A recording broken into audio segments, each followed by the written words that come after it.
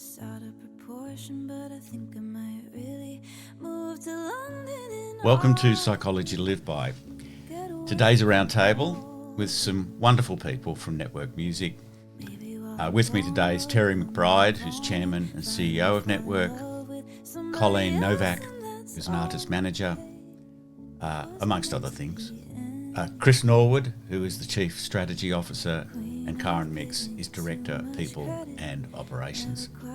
So between them, there's a mountain of diverse experience. The podcast we will discuss is Music, Creativity and Mental Health with Emily James. Our very well-informed and insightful participants have watched the podcast of that name, which you can see or listen to at my website, drchris.life, or wherever you get your podcasts. But I'll do a quick summary now before we go into our Q&A. Emily's an indie singer, songwriter and producer. And in our wide-ranging and really delightful conversation, the topics we discussed included the unfortunately high prevalence of mental illness in the music industry and the factors that underlie this, including the constant comparisons between artists and levels of success, the financial burdens and insecurities, the impact of social media, and so on and so on. But we also discussed the ways that music can be therapeutic and can enhance well-being, both for the musician and the listener. And we explored the psychology of creativity itself. In particular, Emily described how creating music allows her to process experiences and discover meaning and purpose in them. She also described how, when her music resonates with listeners, it makes her feel very connected, very fulfilled, quite joyous. This prosocial joy is central to her motivation to keep creating and to keep going.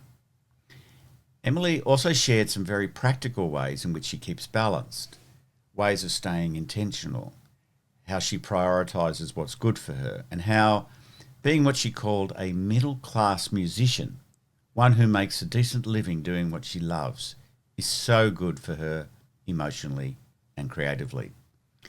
It was a delightful conversation full of hopefulness, but mixed with practical insights. So I'm really looking forward to discussing it with my friends at Network Music, who have so much experience and knowledge pertaining to these topics. And so, to those good friends at Network Music, yes, it's always a delight to see those smiling faces. I never know what you're going to say and do, which is, of course, what a Q&A is always about. You're a sort of a mischievous bunch, really. Anyway, so who wants to kick off? I really will be very interested to see how you responded to my conversation with Emily. Who would like to start? I can start. Caren, thank you. I found this really interesting because I did listen to this podcast a few weeks ago, and then I listened to it again today, and I had, what landed with me and my takeaways were quite different. But so based on where we are right now in time. So I'm going to go with what came up for me today, which was the mindfulness intention and intentionality. You talked about that comfort with ambiguity. I think Emily used the term experiences that fall between the cracks. And it just really, what I'm finding as of late, people in my life and just people in general, allowing the results of the US election last week really affect their way of being. And so I was thinking about that comfort with ambiguity. And I think, Dr. Chris, you said the ability to sit with the uncertain without reaction. So my question to you is, what type of advice would you give to folks who are struggling with creating that mindfulness and intentionality and being okay to be comfortable with the ambiguous? Oh my God. I'm advising myself here, I think, as well. Obviously, this has had worldwide reverberations, but so I'll do my best, Caren. Just to go to Emily first on that, it was a very interesting phrase, the stuff that falls between the cracks. I thought it was very evocative. And it's because in a way, obviously, we're sort of aware of our more gross level emotions, things that are really obvious to us, and but very often there are these very subtle nuances, these precursors, as it were, these things that sit underneath those big emotions. And I think it's psychologically speaking, they're like the little match that created the flame. And if you can, it's not a perfect metaphor, but it's like if you can sort of extinguish the match, you stop setting fires.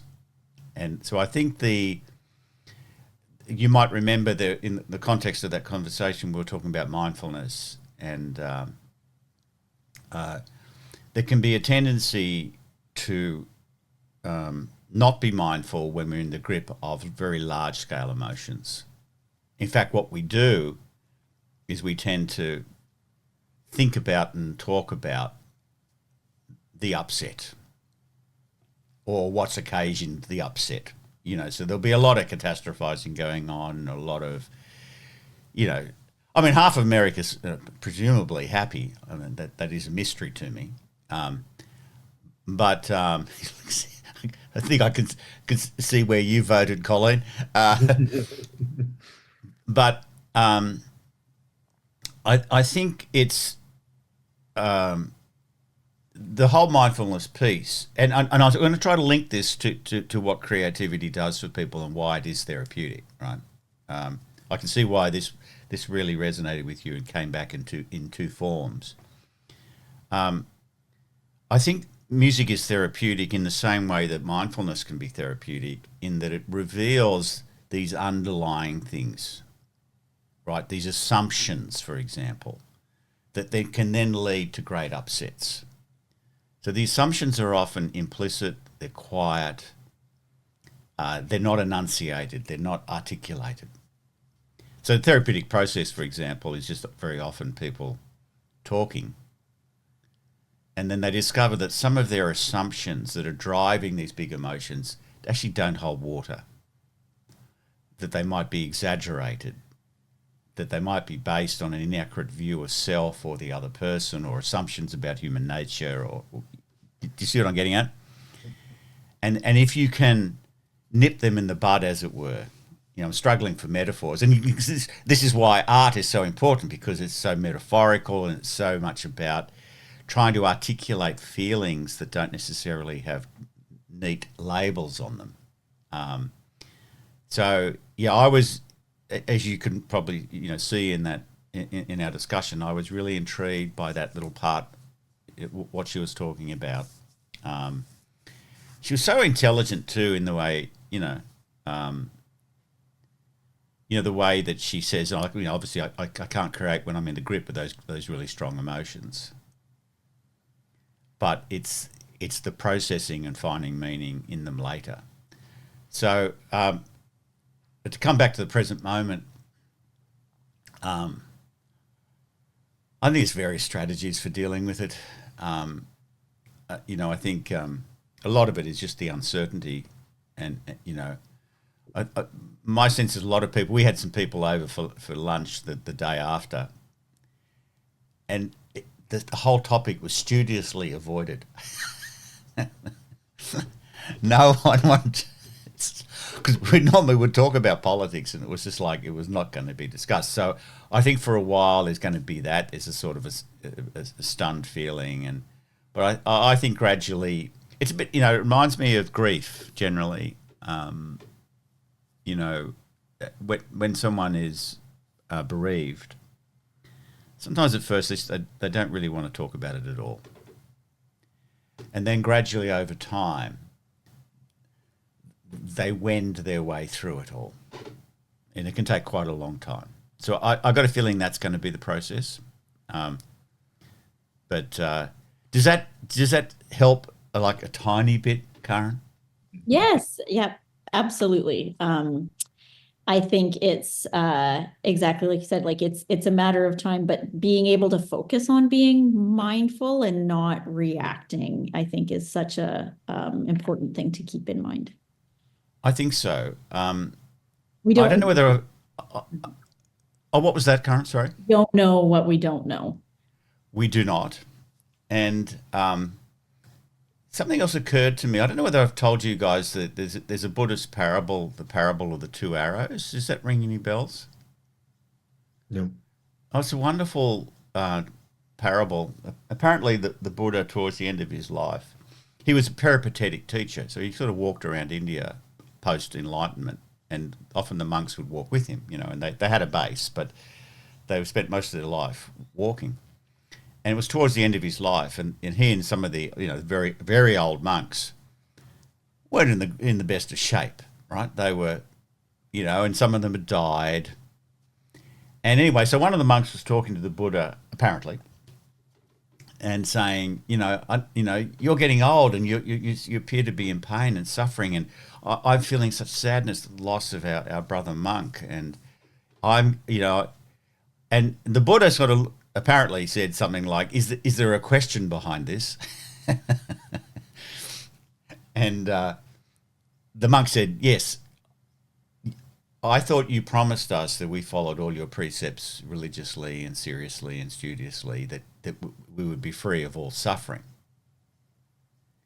And the Buddha didn't answer the question directly. He gave this parable of the two arrows. This guy's walking past a forest, and out of nowhere, as it were, a huntsman's arrow struck him in the arm. So he's on the ground wailing in pain, but then he's then catastrophizing. He's saying, what if it gets infected? I'm going to lose my arm. If I lose my arm, I won't be able to earn a living. If I can't earn a living, my family will starve, right? And so he's doing all this in reaction to the pain and the unfairness, of this arrow striking him out of nowhere. Whereupon a second arrow struck him. And I think that the monks were sort of still a bit nonplussed, so the Buddha had to explain that his teachings can never take away the stings of first arrows, that they are an inherent part of life, of aging and dying and bereavement. But he told them that almost all our sufferings are not of that nature. They are caused by our reactions to the first arrow. So the second arrow is self-inflicted. And I remember when I heard that story, it had a profound impact on me. Right?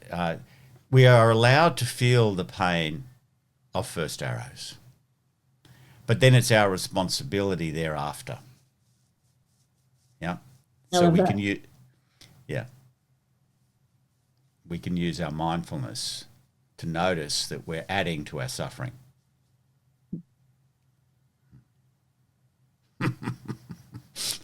We do our best. What else, guys? I'll go next. I think it's true that at least half of America felt what I'll call an innate fear, even before the election. So the election itself and the result just created the disbelief. But that innate fear had been there previous, and had been there for many, many months. Yeah.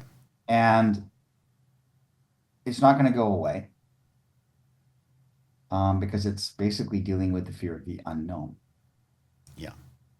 And as such, maybe giving a few tips on how to deal with that besides a second arrow might help people. And then the other point I wanted to point out is, and it's not as strong a connection, but it's the same thought, process.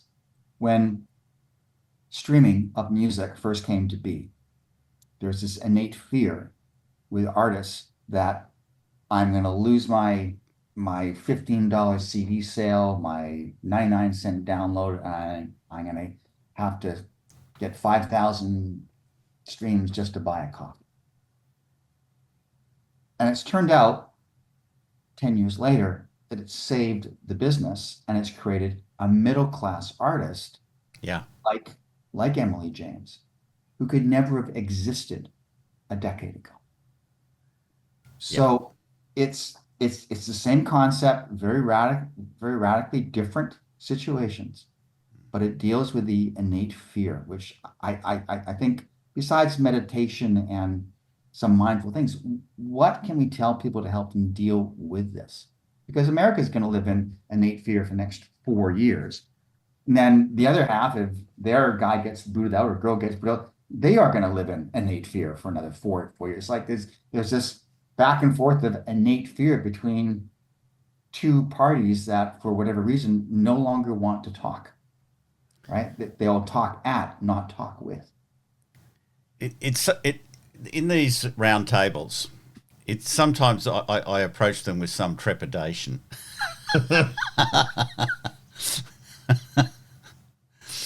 I mean, it's a wonderful observation and a wonderful question, Terry. So I just want to I hasten to add that, and I feel humbled by you.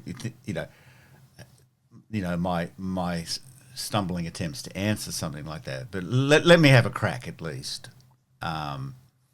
So just on the initial comments about the the sort of polarization and now the shock and so on, the idea that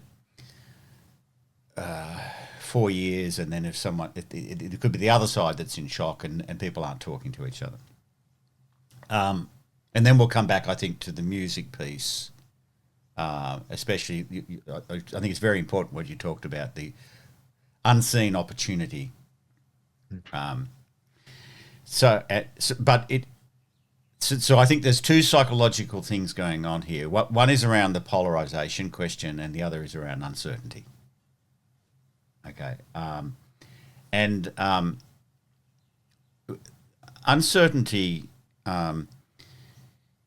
We're designed to feel uncomfortable when because the human system is designed to try to anticipate reality so that we'll survive. Right, so we're a sense-making organism, but we're also an anticipatory organism, and so when we can't anticipate, for most people, that creates a lot of anxiety, right? And how does one disambiguate the future, as it were, or how does one deal with the anxiety? And I think there are both psychological ways of doing that and practical ways. So some of the psychological ways have to do with what I was saying with Caren around mindfulness, but particularly a concept called equanimity.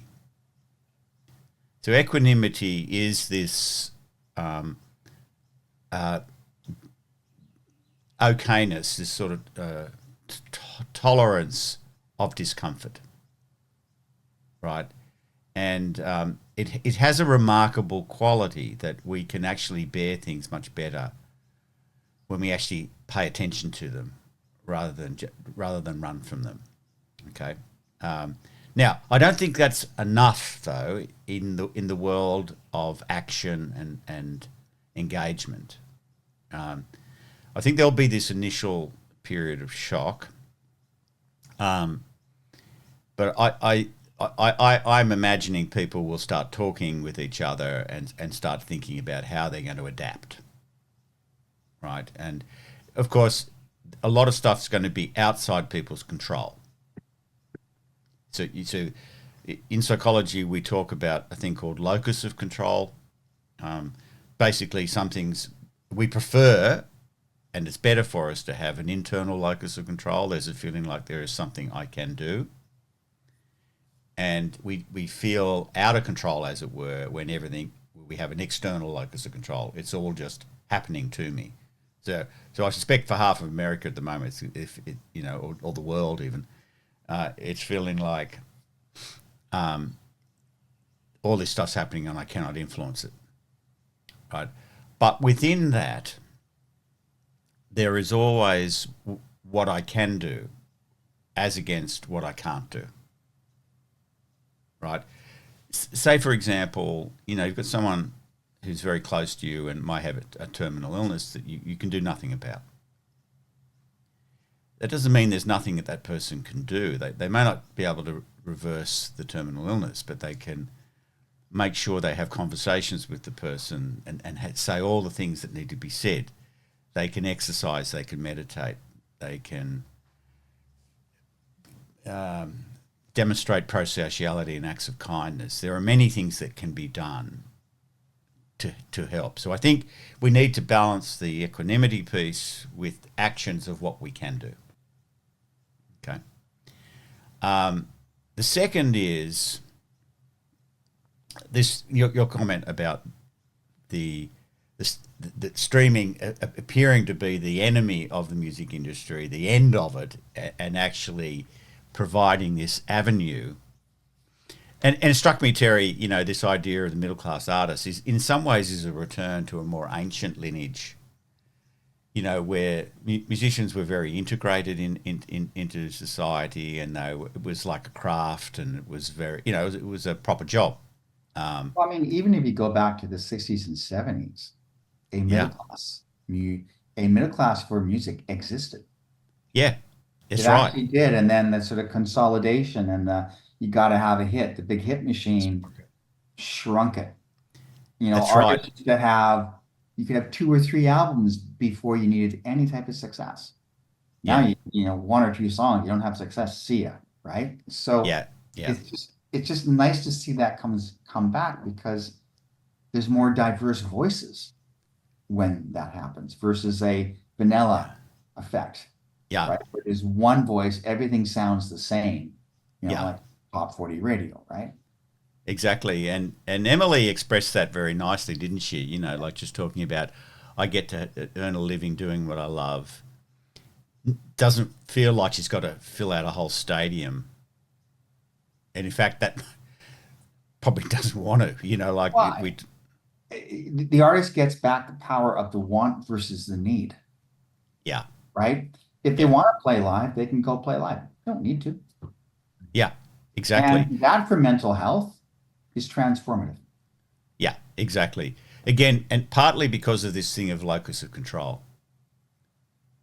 Right, it puts the control back in their hands, and they can determine the kind of lifestyle, the kind of career they want, within limits. But, so that there'd be many performers, I'd imagine, who'd prefer a more intimate performing setting, where they're closer to people, and and there can be more direct interaction, and so on. So, very interesting, I was really impressed with Emily's take on that, and. I knew your views on this, Terry. So I was, when she used the middle class musician phrase, I thought, I've heard you use that phrase. Well, I did sign her. Fantastic.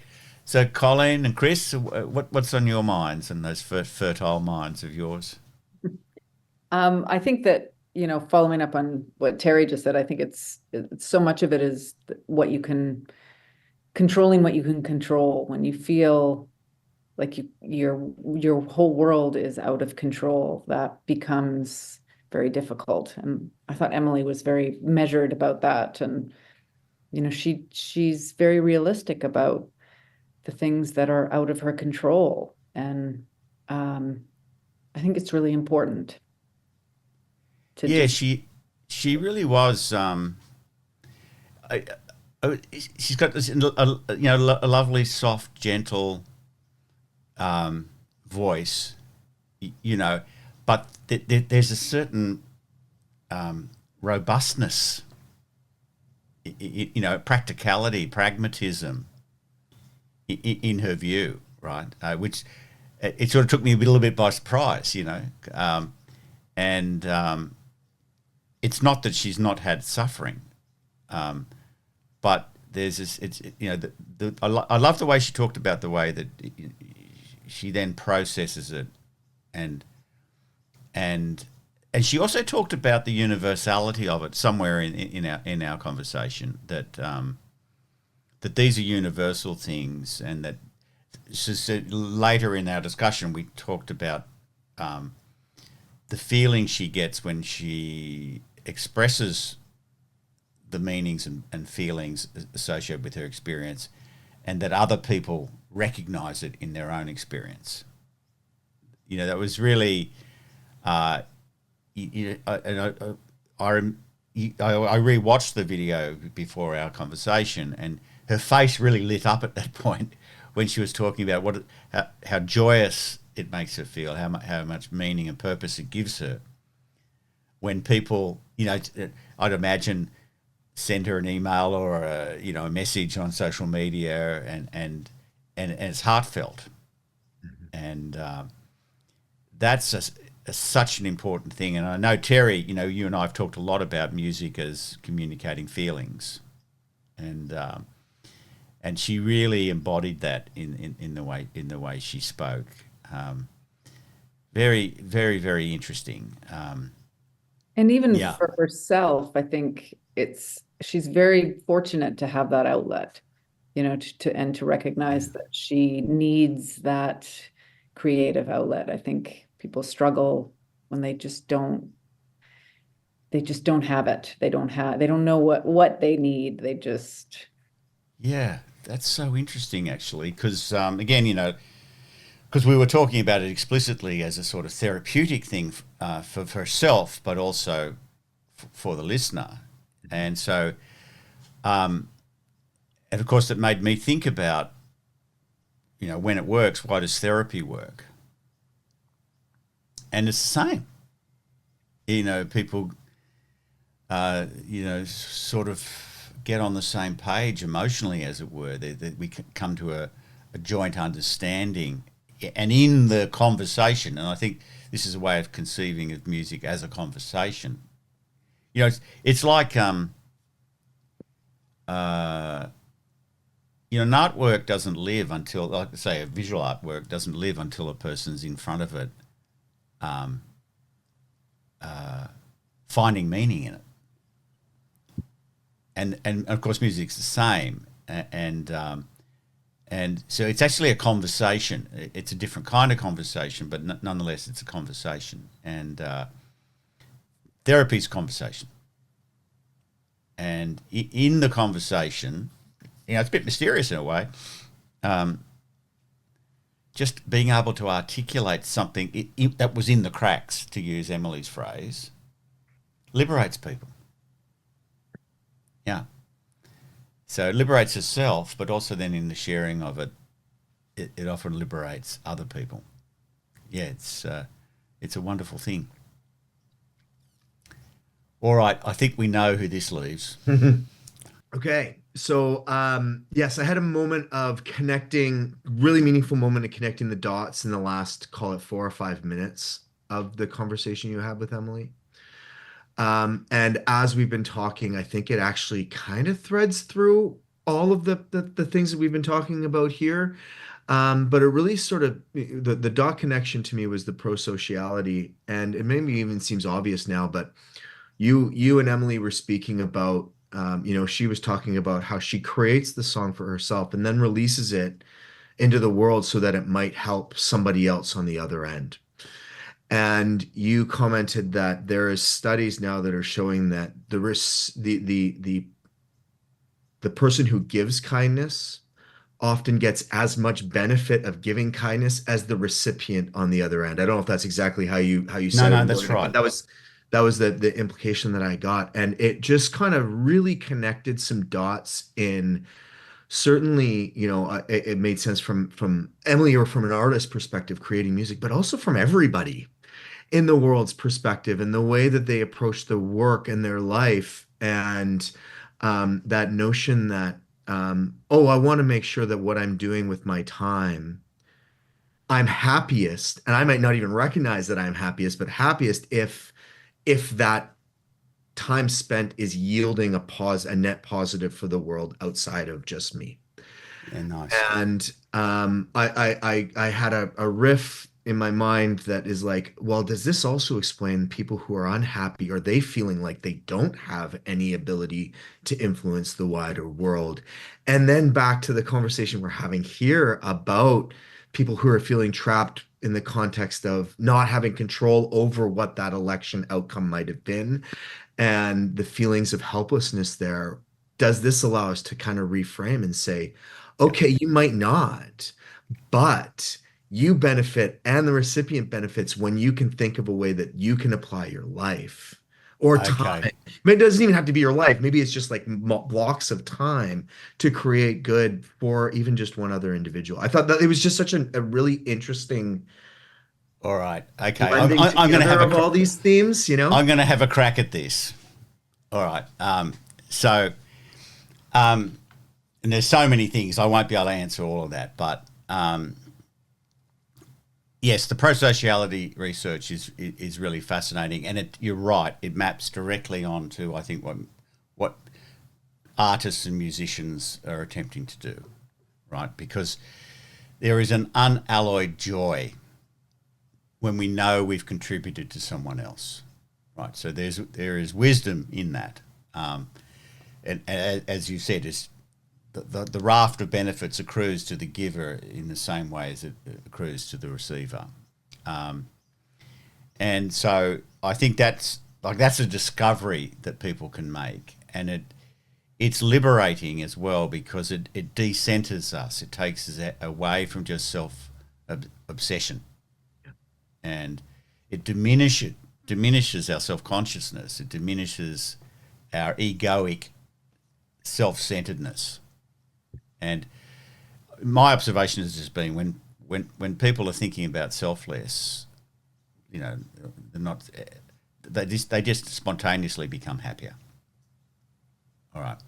Now, to apply that to our current circumstances, one of the things we can always do is be kind to people. It doesn't matter what the circumstance is, that looking for opportunities for kindness will make us feel better. And there's all that research on, you know, people who work in not-for-profits and charities and so on, that basically they're amongst the happiest people in the world, right? So it should not be a mystery, because reciprocal altruism, which is the more formal name for it in evolutionary psychology, is just as much as part of our DNA as is selfishness, right? And just as much a part of our survival as a species as the selfish gene, you know, like the self-interest. So there's that.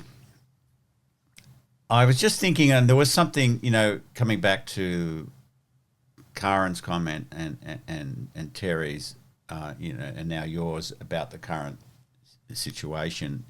In particular, I've just been thinking about polarization, and you can imagine, there's been huge amount of research over the last few years about conspiracy theories and polarization and so on and so on.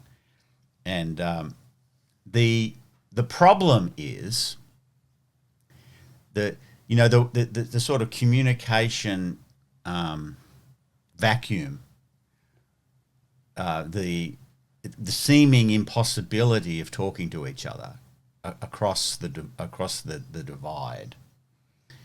I want to talk to you a little bit about. There's a method, a technique in counselling and coaching. It's a very simple one. You can see it on the internet. It's called OARS, OARS. It's a method for creating rapport, and it's basically by listening in a very powerful way. And you know, the OARS stands for open questions. So you ask open questions and then you shut up. And then whatever the person says, you affirm them. Now, this is a really critical step. It's not that you agree with them necessarily, but you're acknowledging it's their belief and their experience and their, you know, and so on, right? And then you you do a lot of this affirming also via the R, which is reflections, paraphrasing, repeating what they've said, and then eventually you summarize, right? So what's missing in our, and I think it's largely caused, by the algorithmic nature of online discourse. It just separates people into echo chambers where they amplify their differences, right? The antidote is like people on either side of the spectrum do not understand each other, right? That they are a mystery to each other, and they're not listening to each other. They're not curious to really understand why people hold the views they hold. I mean, there's going to be a lot of soul searching in the Democratic Party, obviously, about how they missed the electorate so badly. And because I think they did. And they need to become more curious about why even people who hate Trump voted for him. Right? And I think there's quite a few of them. But the key is the curiosity, the desire, the affirming of people. There's a guy called David McCraney. He's got a great podcast called You're Not So Smart. And he wrote a book called, I think it's called How Minds Change or something like that. And he really, he went deep into how do you, a thing called street canvassing and motivational interviewing, but these approaches to this respectful, actual curiosity about, asking people, what do you base those thoughts and beliefs on? It's not like saying you shouldn't have them. It's like, I really want to understand, right? And I think we have to rediscover that curiosity to actually really understand. Because if people just feel like they're just being judged and they're being moralized against, we deepen the polarization. Mm-hmm. Yeah. But it's really hard because people will say things that we find offensive. Right? And but they're not necessarily bad people. Right? And so this is the challenge, I think, that comes out of this. And just to try to drag it back to Emily a little, I think that the creative arts may have a role in that. They can unite people across political divides. They can talk about what we have in common, what we share. And I think across the political divides, people share a lot more than they think. They have a common humanity. They love their family. Whatever it is, they're not monsters. This is one of the problems that we've got now too. Is that we're tribalistic creatures. We have in groups and out groups, and we demonise the out groups. I think there's a lot of work to be done, a lot of healing, a lot of repair made, and people have got to cross the aisle, as it were. So that's my, that's just like a pretty quick and rough take on it. But I think prosociality is heart and centre of that. No pun intended, but yeah, it does have to come from the heart, and that allows the possibility. If people feel affirmed by us, they don't feel judged, it allows the possibility for truth-telling. It's a bit like what they did in South Africa, when Mandela took over and the Truth and Justice Commission, and people were allowed to actually acknowledge what they've done and apologise, and they were forgiven. And it just wouldn't have gone forward. It could not have been successful if that process. So I got a feeling there's something like that brewing, not just in America. I think that this is a real issue. Part of it, I think, is just an artifact of the online environment and the way that algorithms reward divisiveness. Yeah. And that we may have to figure out ways of regulating this better. right? Because do you know in Australia at the moment the government's trying to push through a ban for kids under 16 using social media. Yeah. Anyway. So, look, here we go. Q&A on Emily James. And obviously, there's this elephant in the room, as well. Wonderful conversation. Wonderful conversation with Emily. I felt really uplifted afterward. And I look forward to talking to the artists again, in particular Emily, and drilling down a little bit. But it's also wonderful talking to you guys. And I look forward to our next conversation. I'm not sure what it's going to be, but I'm sure of one thing is it's going to go to unexpected places. So keep well. At least we're consistent with that. You are consistently. Reliably unreliable. Yeah. Yes. Yes, I cannot anticipate. Creates anxiety, as we were saying. Innate fear of this conversation. That's right. But I'm starting to develop some equanimity with respect to it, Terry.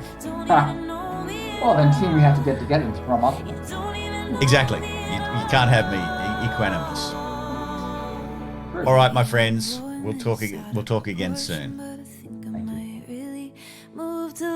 And the hauntingly beautiful song you've been listening to on this podcast by Emily James is simply entitled London.